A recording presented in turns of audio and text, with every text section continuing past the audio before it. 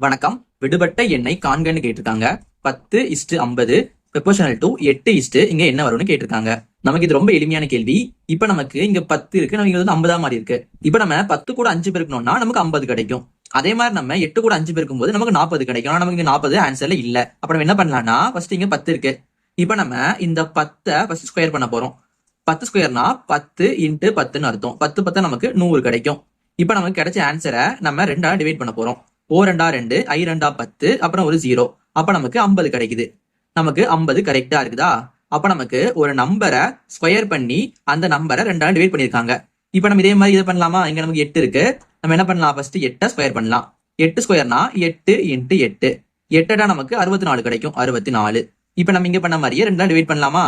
ஓ 2 2, 3 2 6, 2 2 4. அப்ப நமக்கு ஆன்சர் 32 வருது. இதான் நமக்கு தேவையான ஆன்சர். இது நமக்கு ஆப்ஷன் B ல இருக்கு. இதே மாதிரி 4 இங்க என்ன வருது, நீங்க கீழே கமெண்ட் பண்ணுங்க.